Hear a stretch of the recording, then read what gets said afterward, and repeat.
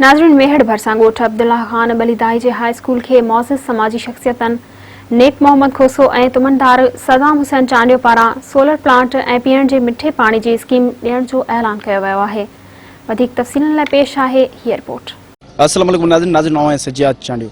नाज़रीन, मेहरान टीवी जी टीम ॻोठ अब्दुल्ला ख़ान बलीदाई में स्कूल जी विज़िट कई आहे ऐं उते मौजूद मौजूद शख्सियतुनि नेक मोहम्मद खोसो ऐं सदा हुसैन चांडियो पारां स्कूल के सोलर प्लांट ऐं मिठे पाणी ॾियण जो ऐलान कयो आहे। अचो त शामिल माण्हुनि सां ॻाल्हि ॿोल कंदासीं त उन्हनि जो छा चवणु आहे। सभु जीअं त तव्हांखे ख़बर आहे, ही मुंहिंजो सम्झो पंहिंजो ॻोठु आहे। हिते असां नंढा थी वॾा थिया आहियूं। हिन स्कूल में हिननि ग्राउंड्स ते ॿाहिरि मैदाननि में असां रांदि क्रिकेट खेॾंदा हुआसीं, पहिरें उघाड़े हलंदा हुआसीं, स्कूलनि में ईंदा हुआसीं। हिन महिल अल्हम्दुलिल्लाह असां पढ़ी लिखी ऐं वॾी ख़ुशी जी ख़बर इहा आहे त हिते जेॾी महिल मां आयुसि मूंखे इहा ख़बर पई त हिन स्कूल जो हेड मास्टर बि मुंहिंजो पंहिंजो उस्तादु आहे।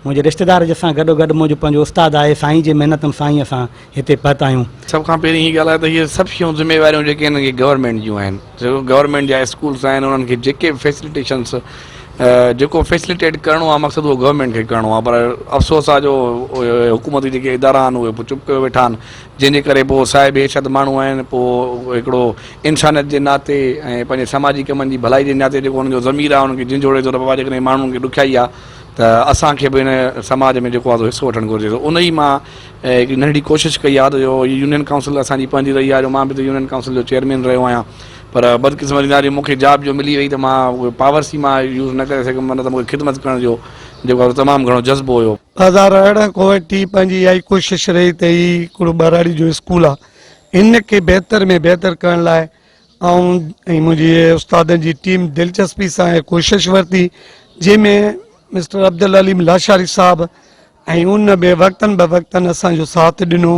उहो स्कूल जे यूनिफॉर्म जो मसइलो हुजे या लाइब्रेरी जो आहे।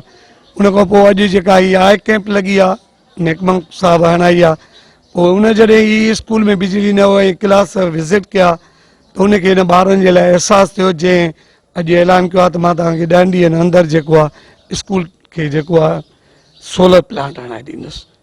असां जेको आहे साईं नेकमंग जा तहे दिलि सां शुक्रगुज़ार आहियूं, जिन ॿारनि जी हिन गर्मी जे तकलीफ़ जो खे महसूसु कंदे ऐं सोलर जो ऐलान कयो आहे। सही, तमामु सुठी ॻाल्हि आहे, बहितरीनु ॻाल्हि आहे। हिते पाणी जेको आहे ई कोन पहिरीं ॻाल्हि आहे सफ़ा।